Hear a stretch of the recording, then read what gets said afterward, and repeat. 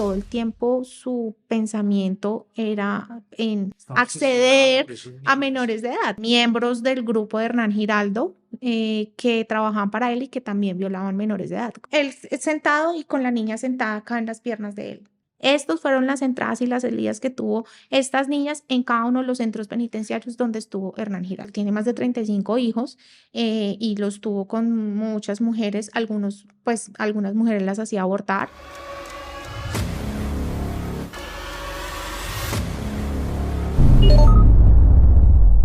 Bueno, hoy en Conducta Delictiva vamos a examinar un caso bastante interesante que muchas veces pasa de agache, ¿no? Y es cómo varios comandantes, tanto de paramilitares como guerrilleros, porque nos vamos a centrar en un caso muy específico, han hecho delitos que a veces, para muchos jueces de la República, son delitos de guerra, pero no nada tienen que ver, y es precisamente conductas pedofílicas. Y ese es el caso de Hernán Giraldo, comandante de la Sierra Nevada de Santa Marta, paramilitar, y que su alias es alias El Taladro, haciendo referencia a estas conductas sádicas y sexuales. Aquí cabe notar que Giraldo ya se encuentra tras las rejas, ya es un hombre mayor, a este año tiene 75 años, pero llama la atención que incluso estando dentro de la cárcel presentaba este mismo tipo de conductas pedofílicas. Para analizar este caso, hoy nos acompaña Diana Martínez, criminóloga y psicóloga forense. Bienvenida, Diana. Muchísimas gracias por la invitación.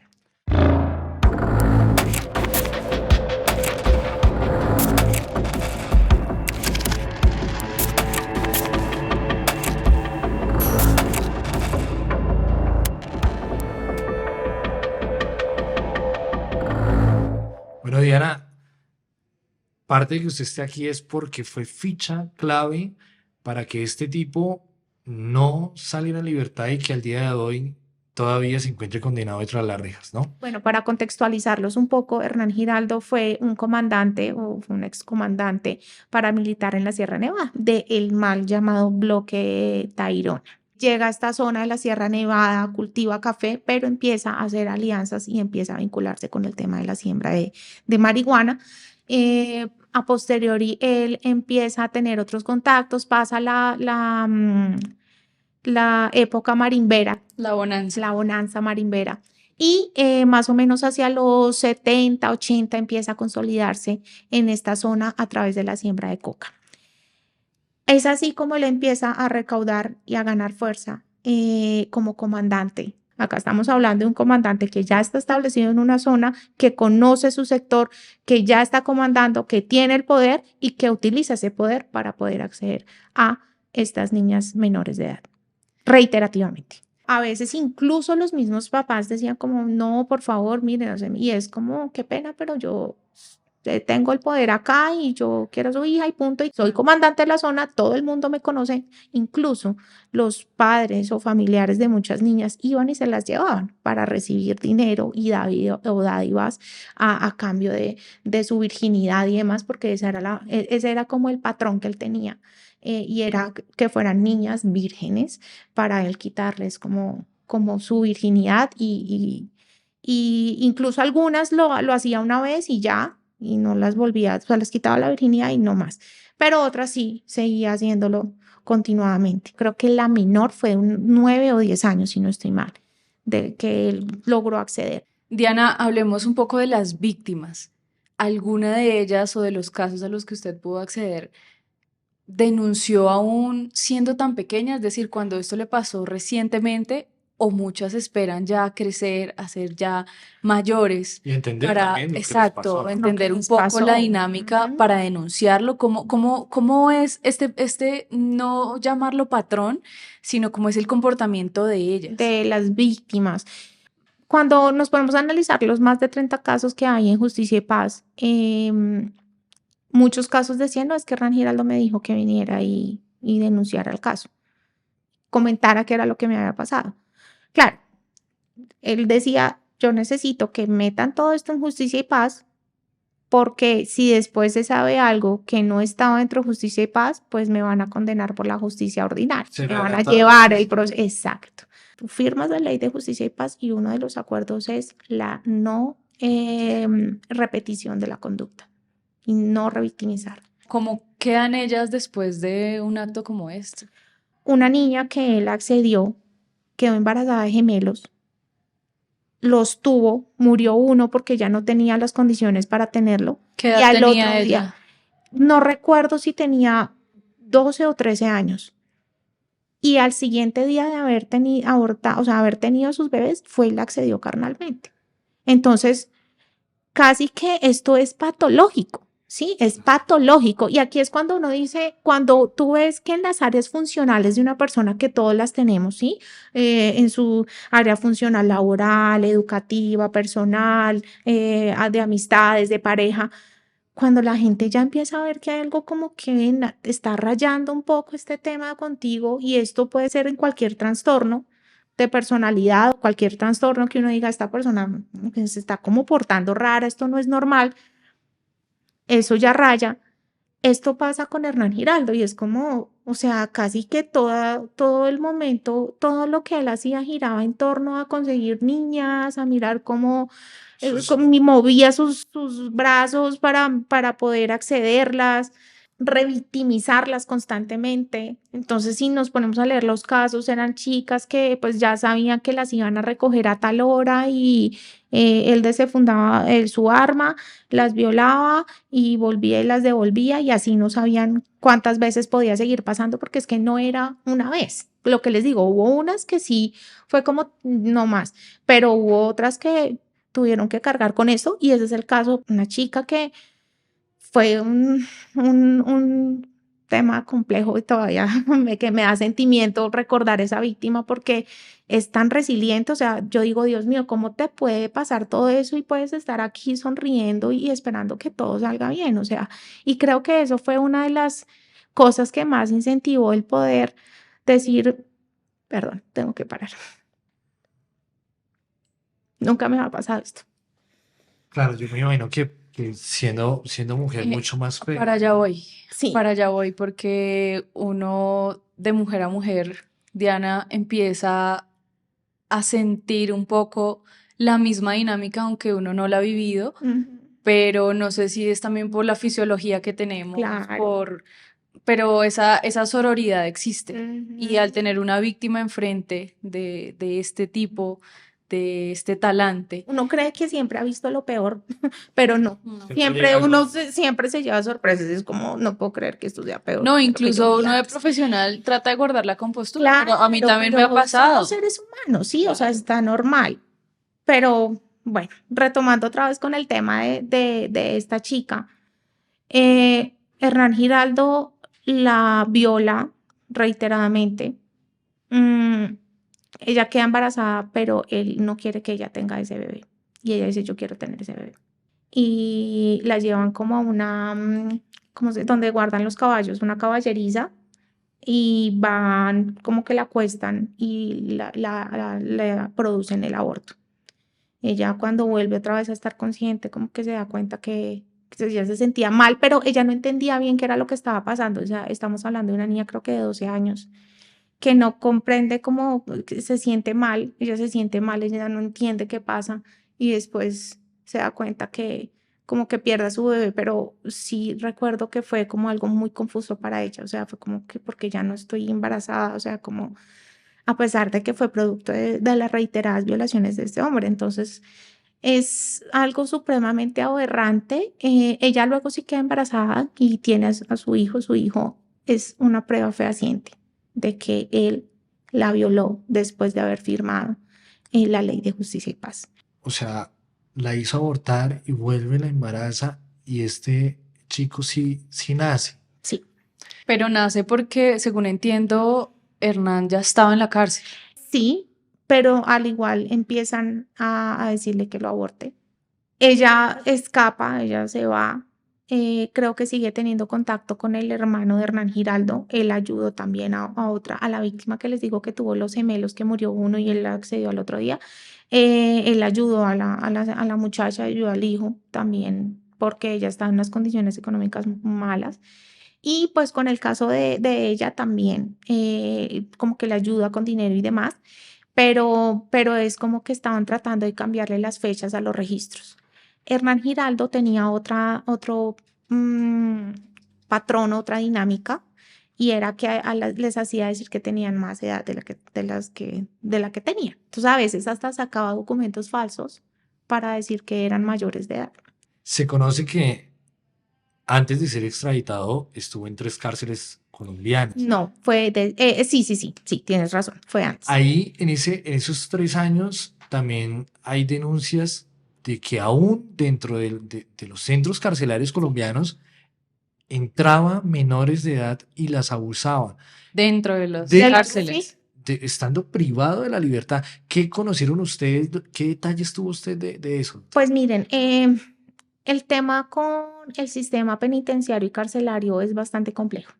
Sí, es muy complejo. Las cárceles son muy complejas. Em, Cuando él empieza su recorrido, que incluso nosotros llegamos a encontrar fotografías de él, si no recuerdo si en La Ceja, Antioquia, con una de las menores de edad, ahí afuera. De hecho, él parecía el abuelo de esa niña. Pero fotografías de qué tipo, o sea, como Entonces, no, estaba él sentado y con la niña sentada acá en las piernas de él, tomándose la foto. Ese día él accedió a esa víctima. Otra víctima, que no voy a referir nombres ni voy a relacionar momentos, ella tenía el periodo cuando la llevan allá y ella le dice que no puede porque pues ella tiene el periodo y él le dice que no hay problema, que entonces hacen relleno. O sea, imagínense las aberraciones que este hombre tenía en su cabeza. Entonces, lo duro de este asunto es que hay otra institución que se contó con la licencia de otra institución que permitió que entraran estas menores de edad.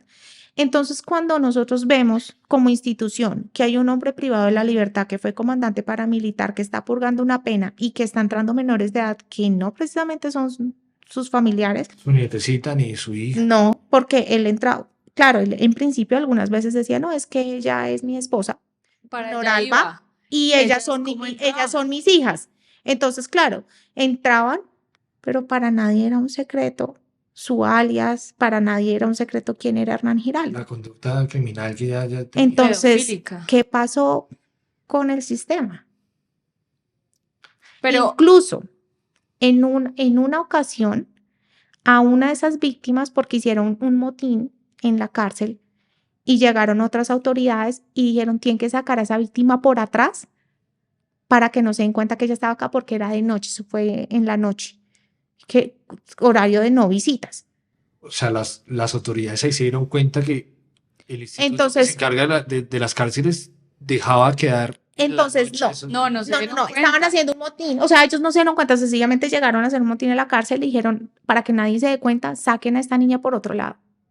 Y con funcionarios, según cuentan los relatos, no lo dice Diana Martínez, estoy diciendo lo que en el acervo procesal está, y es, efectivamente tú. Ahora, tenemos las entradas y las salidas de estas menores de edad a las cárceles. Están porque se firman en las boletas, a pesar de que se perdieron muchos documentos, porque después de tantos años ir a buscar documentos Difícil. es muy difícil. O sea, es cómo vamos a sacar todas esas minutas, dónde están, cómo podemos hacer de lo poco que se pudo encontrar. De ahí nos sostuvimos para decir, mire, y eso fue otro análisis que se hizo. Estos fueron las entradas y las salidas que tuvo estas niñas en cada uno de los centros penitenciarios donde estuvo Hernán Giraldo. Diana, ¿y cómo hicieron para comprobar eso? Porque nos decía que entraban con documentos falsos. Sí, claro, cuando nosotros, porque habían hierros, siempre hay hierros, siempre hay algo que no cuadra. Y es que si bien habían otros documentos falsos, muchas veces también fueron ingresadas con los nombres de ellas. De pronto había detrás un proxeneta o una red que reclutaba niños. Sí. ¿Cómo accedía él a las niñas? El tema es interesante porque había una mujer que le decían la cocinera y ella, pues no, lo que les estoy hablando no es nada que ustedes no puedan encontrar en medios de comunicación, se llama Noralba. Y esta mujer era la cocinera y fue como la mujer de confianza de Hernán Giraldo. Y era la mujer que siempre estaba con él, incluso cuando desde que era paramilitar y la conoció y pues ella era como la encargada de conseguir estas niñas. Incluso él a veces iba a reuniones o a fiestas con la finalidad de conocer niñas menores de edad y pues ofrecerles dinero o le decía a ella que por favor consiguiera estas niñas. Él tenía unas fincas en la zona donde él se encontraba y las llevaba allá. Entonces les decía como, bueno, él estaba recordando cómo era como no sé si llamarle modus operandi, porque incluso ahí clasifiqué varias modalidades no, como varios patrones que se encontraron en la forma en cómo él abordaba a las víctimas. Entonces era cómo era la dinámica, entonces a cómo se les acercaba. Y era como que a veces como que él iba a reuniones y como que les proponía inmediatamente y pues las chicas a veces a cambio de dinero pues lo hacían. Aún siendo menores de edad, Siendo menores de edad, pero porque iban pues había unos acompañadas, días de Noralba. Entonces ella se encargaba incluso o sea, la cocinera, mujer de confianza de Hernán Giraldo. de- Él le había comprado una casa a ella, creo que una casa de 3 pisos y ahí las tenía viviendo. Tenía a 2 víctimas, una de ellas tenía un déficit cognitivo, tenía un problema psicológico, o psicológico no, perdón, un déficit cognitivo de un tema de desarrollo, y la otra que era la menor, que sí no tenía ninguna condición particular, y las dos eran abusadas.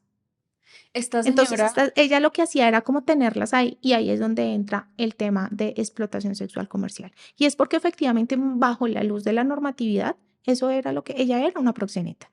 claro, porque Y el explotador era Hernán Giraldo. para allá iba, ella con qué excusa o cómo hacía para captar las niñas, es decir, les ofrecía trabajo, qué les Tal daba a cual. cambio. Entonces, la dinámica de ella era,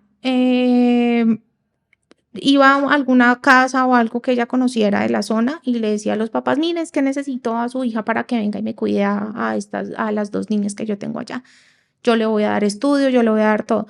Incluso hubo un caso en que le dice ella a los papás, deme un documento donde usted diga que yo estoy a cargo de ellas, pues para que no haya problema en el colegio, La custodia. casi que una custodia, diría yo. No una custodia como tal, no tan con ese nivel de legalidad, pero sí es como yo estoy a cargo de ellas y pues para el colegio y demás. Pero realmente lo que hacía ella era encerrarlas en esa casa y llevarlas cada fin de semana a los centros donde estuviera Hernán Giraldo. Hernán Giraldo después, o sea, Estamos hablando después de haber firmado, justicia y paz. pues pagando la pena que le competía por haber sido un comandante paramilitar. Diana, la psicóloga, es muy rigurosa. Nos hemos dado cuenta que no le gustan caer mucho en las imprecisiones y le gusta tener los dictámenes muy precisos. Pero en su amplia experiencia, ¿cómo puede describir a este tipo? Obviamente, yo creo que cuando uno lee informes de asesinos en otros países, incluso los colombianos, pedófilos y gente que tiene un sinfín de delitos, ustedes pues ya en la amplia experiencia que han tenido y tantos casos que han conocido, pueden empezar a decir, bueno, este tipo presuntamente o posiblemente puede llegar a hacer esto y esto y esto. ¿Quién es Hernán Giraldo? ¿Cómo podrían ustedes decir, venga, según lo que se conoce, clasifican estos y estos patrones? Bueno, pues bien lo dices, no me gusta caer en imprecisiones y como les comentaba, y siempre la invitación es como a no diagnosticar y no hablar de cosas y menos cuando no hemos tenido contacto con las Claro. personas, ¿sí? O sea, diferente que yo diga, no, mira, es que yo ya evalué a esta persona y por lo menos la entrevisté y puedo presumir tal cosa. Yo a Hernán Giraldo, lo máximo que le he escuchado son los audios donde él interviene en las audiencias, lo que ha hablado en los medios de comunicación y claramente lo que se ha visto en el acervo procesal. Y es como la dinámica y cómo ve él su comandancia y todo. Es un hombre claramente inteligente, o sea, no cualquiera es un comandante paramilitar y no cualquiera logra establecerse de la forma en que él se estableció en la zona y aprovechando todos los hitos históricos que tuvo Colombia pues respecto al narcotráfico. Pero claramente pues es una persona que sí sabe aprovechar esta comandancia para hacer muchas cosas que pues dentro del crimen organizado, ok, los cometiste, pero pues ya cuando empiezas tú a entender un poco más respecto a sus relatos, a su vida, lo que tú empiezas a leer, tú dices casi que todo el tiempo su pensamiento era en Estaba obsesionado acceder por esos a niños. menores de edad. Entonces uno decía, cuando tú haces todo esto y mandas a tus hombres a que vayan y busquen niñas menores de edad, seguido, y es que pues cuando le empezamos a hacer árboles genealógicos a él y vemos que tiene como más de 10 mujeres embarazadas de diferentes hijos y que esas menores de edad que denunciaron fueron otra vez ingresadas y Hernán Giraldo, ¿desde qué año comienza a cometer este tipo de accesos? ¿Desde cuándo se conocen o desde cuándo están las denuncias de estas niñas víctimas de Hernán Giraldo? estamos hablando que cuando él sometió a la Ley de Justicia y Paz, eso fue en el 4, 5 y 6 de agosto, si mal no estoy, si no me equivoco, con el maíz, del 2005. Y estamos hablando que él empezó a delinquir en la zona más o menos hacia los años 70 u 80, cuando se empezó a consolidar. Desde ahí ya empezaron las violaciones. Estamos hablando de que desde ahí se empezó a consolidar. Sí. Estamos hablando de que Norma, la abogada de víctimas, contó más de 200 víctimas, que pueden ser más, ¿no? Siempre pueden ser más, o sea, hay muchas que seguramente no denunciaron, no sabemos si están vivas, o sea, tantas cosas que pueden pasar, pero pues podemos decir que desde que consolidó el paramilitarismo en Colombia a través de la Casa Castaño, estamos hablando de finales de los años 80, 90, 2000, o sea, estamos hablando por lo menos de unos 20 años.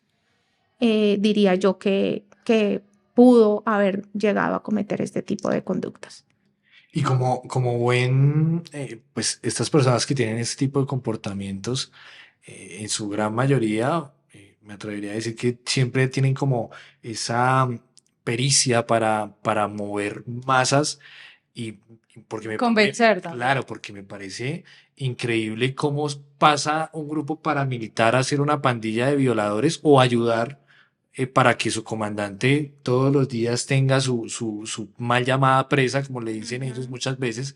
Entonces, también es ese control que ejerce en su ejército, que pasa de ser un ejército en busca de una guerra contra los guerrilleros. Y no vamos al monte a buscar guerrilleros, sino vamos a las veredas, a los pueblos, A las a reclutar regiones. niñas para yo poder accederlas. ¿Cómo, cómo empieza usted a tener ese acercamiento con estas niñas? ¿Qué recuerda de eso, doctora? ¿Cómo eran esas entrevistas? ¿Cómo llegaban ellas? ¿En qué Ujú. estado? Sí, También, claro. ¿cómo era ese patrón social, cultural, económico? Estas mujeres ya empiezan a llegar y como a contar sus historias, lo que les digo, una de ellas muy resiliente, que es como la que más recuerdo, las demás todavía muy apáticas al tema y no es para menos, o sea, estamos hablando de un proceso de muchos años, donde Hernán Giraldo se va, paga una extradición, vuelve y él espera seguir, que ahí va la parte, vuelvo con la parte jurídica, y es, él espera seguir acogido a la Ley de Justicia y Paz para pagar solo los 8 años de cárcel. Una vez Hernán Giraldo se da cuenta de que puede ser expulsado de Justicia y Paz, empieza a mover todo, empieza a llamar a todas sus víctimas, ¿sí? Víctimas de delitos sexuales y les dice, vayan para que ustedes confiesen los delitos, los abusos o los accesos que yo cometí contra ustedes para que también se acojan y reciban como prebendas de este sometimiento. Más sin embargo, sentiría yo como analista un punto de vista pues basado en la experiencia y es que esto tenía algo de trasfondo y es que quizás Hernán Giraldo era un hombre muy inteligente y sabía lo que podía pasar más adelante. Entonces, claro, uno analiza la sentencia y la sentencia dice, no, es que esto fue en el marco de macrocriminalidad cometido por Hernán Giraldo. Pero cuando uno se pone a leer caso a caso, las dinámicas que Hernán Giraldo tenía con estas niñas de las zonas, niñas campesinas, niñas de bajos recursos, uno dice, bueno, vamos a ver qué tan vinculado está este fenómeno con el conflicto armado. Porque el hecho de que tú pertenezcas a una estructura armada no significa que todo lo que tú realices esté en pro del De la grupo guerra. armado organizado que tú Claro, estás conformando. a nombre de... Claro. Entonces, cuando nosotros nos ponemos a leer, por ejemplo, la Convención de Palermo del 2000 o nos ponemos a leer la 1908 del 2018, que fueron como toda la normativa que incluso en Colombia se acogió para poder entender cómo funciona el crimen organizado, pues vamos a ver que las conductas que tienen los integrantes de una estructura van en sintonía con los objetivos que persigue la estructura. La pregunta es, ¿será que todo lo que realizó Hernán Giraldo, todas las actividades delictivas, incluyendo los accesos a menores de edad, estaban o iban en sintonía de la estructura donde pertenecía? Eso fue una de las preguntas que nos planteamos cuando se empezó a analizar este informe, o cuando se empezó a realizar este informe y analizar toda la información allegada. Entonces yo decía, esto no puede ser o no puede hacer parte, y eso fue uno de los fundamentos que sustenté, no puede hacer parte de una dinámica de macrocriminalidad. Cuando tú ya estabas eh, arraigado en la zona, todos te conocían como comandante y no necesitabas ya establecer más un control social y territorial porque ya lo tenías. En la guerra muchas veces, por ejemplo, cuando grupos armados diversos entran y acceden a menores de edad, matan a mujeres y demás, son formas del crimen de guerra para poder establecer como un poder y decir, yo tengo control Claro, un sobre las control mujeres y las territorial. niñas de su territorio y ahora es mío. Pero en este aspecto, y esto lo da, lo ha referido el Centro Nacional de Memoria Histórica y documentos que han estudiado este tipo de fenómenos. Pero cuando nos vamos a ver el caso particular de Hernán Giraldo, las dinámicas que utilizaba, claro, él utilizaba el dinero y utilizaba su rol como comandante para poder acceder a las menores de edad, pero no porque quisiera aportar a la organización de alguna forma, sino porque él Satisfacción personal. necesitaba satisfacer sus deseos sexuales. Vamos un poco hacia atrás porque quiero analizar y también tener un poco el contexto. ¿Qué tan poderoso llegó a ser este tipo? Obviamente, la comunidad, cuando hay un grupo guerrillero o paramilitar, sienten temor del comandante, pero también de alguna u otra manera en estos grupos hay unas leyes y pasaba mucho en la guerrilla. Yo hice una investigación un poco de los jefes, los comandantes guerrilleros, y es como que no, acá el que viole lo matamos. Esto mismo pasó en los paramilitares. Hernán Giraldo tenía ya un cargo tan alto en la Casa Castaño, que era como la base principal de los paramilitares, donde de pronto si alguien rumoraba que este tipo ya se excedía en esos abusos, pero decían, bueno, no lo toquemos porque o es una ficha muy clave o su poderío económico y militar pues no nos permite matarlo. Bueno, dentro de las dinámicas de los grupos armados, efectivamente hay unas normatividades que acogen a estos grupos. Y efectivamente en la guerrilla sucedía, incluso en las disidencias que aún tienen como todo el arraigo doctrinal de lo que era las FARC-EP antes, y es como dentro de los estamentos, aquí el que viole muere. ¿Sí? No importa si es integrante o incluso algún miembro de la sociedad, o sea, no puedes hacerlo.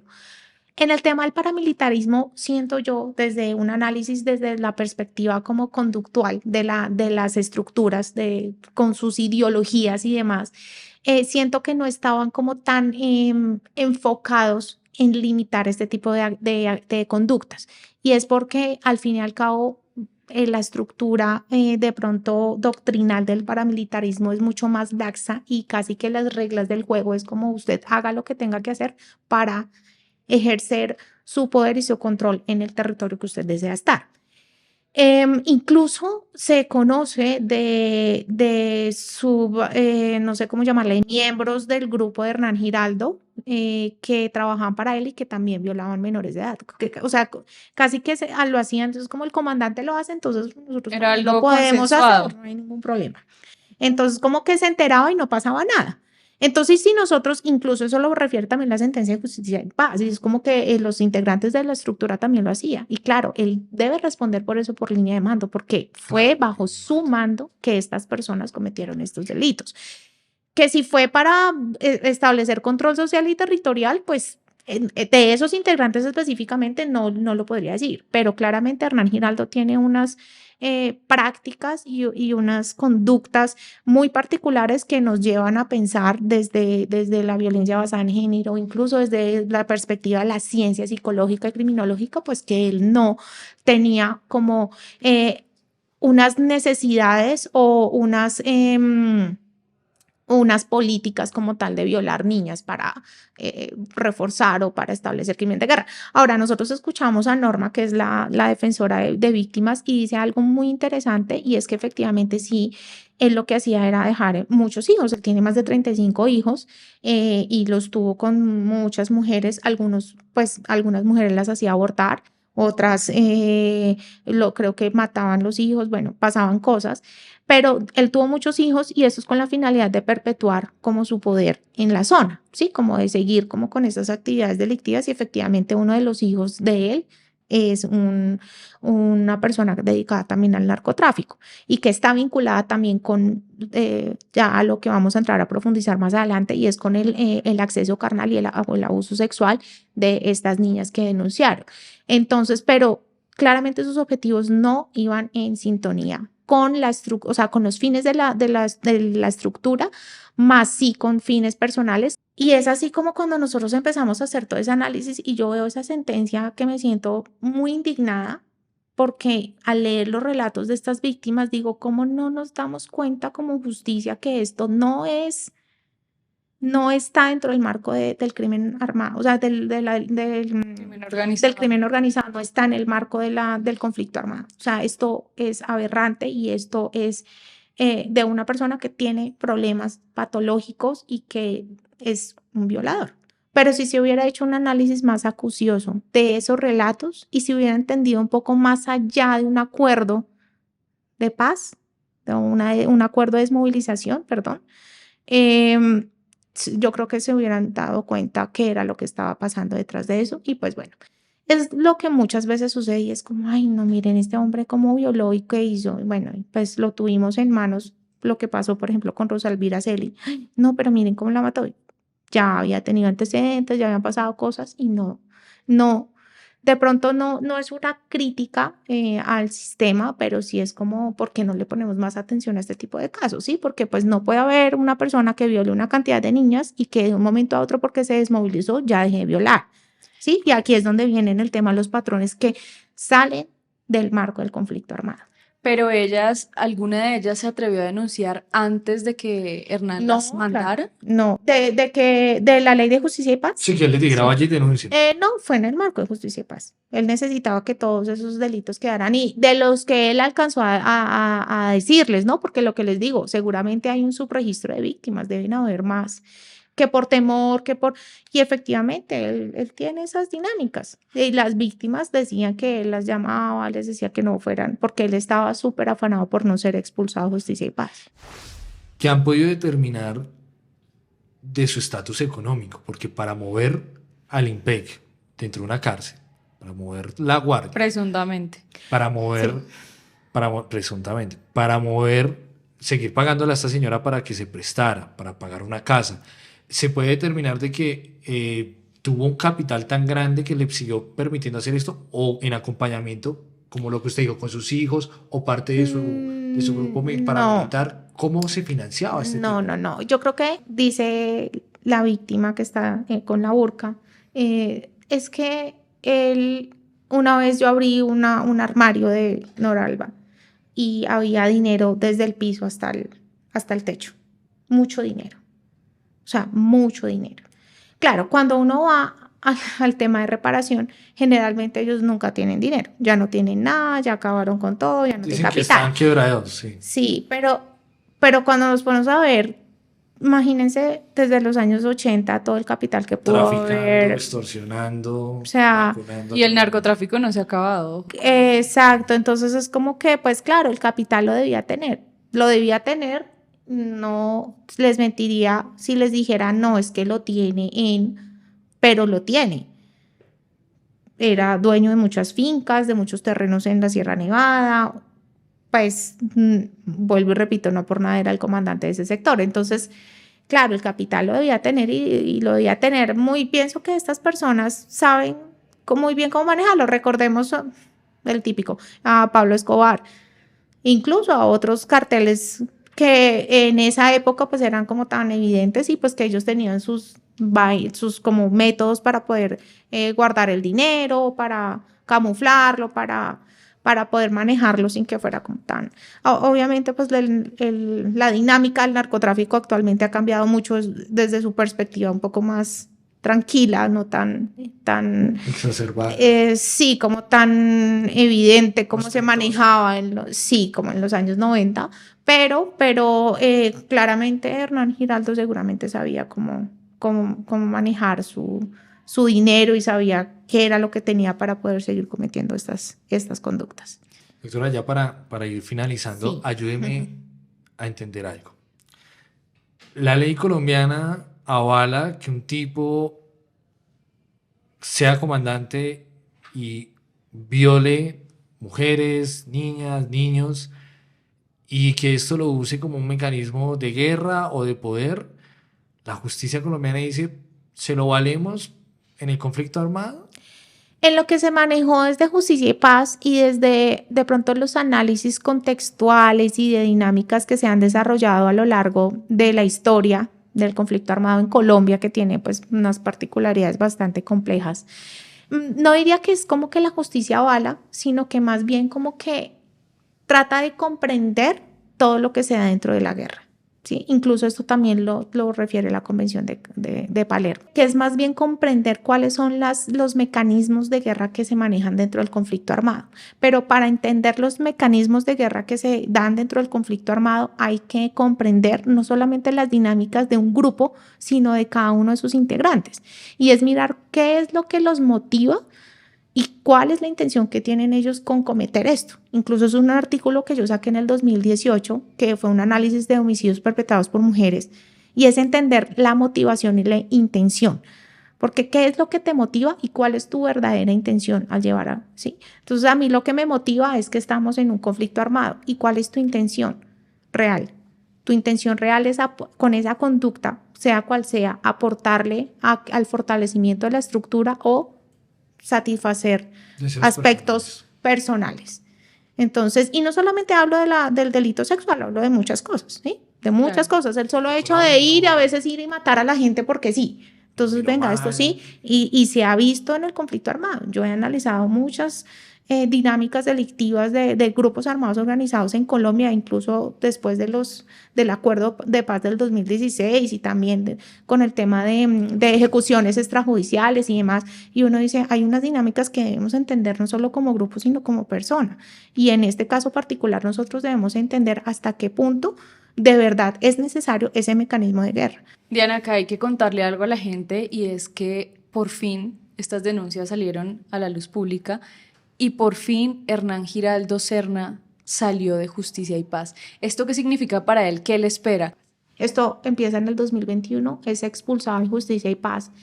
En agosto, si no estoy mal, del año pasado, se va a la Corte Suprema de Justicia y la Corte Suprema de Justicia en febrero del 2024 dice definitivamente está expulsado de Justicia y Paz. Porque la Fiscalía logró evidenciar, además de todos estos patrones, que efectivamente en los ingresos a las cárceles ellas eran entradas con documentos falsos. ¿Cuántos años más tendrá que pagar? Bueno, pues la dosificación punitiva no te la podría decir específicamente porque yo creo que tiene unas agravantes importantes.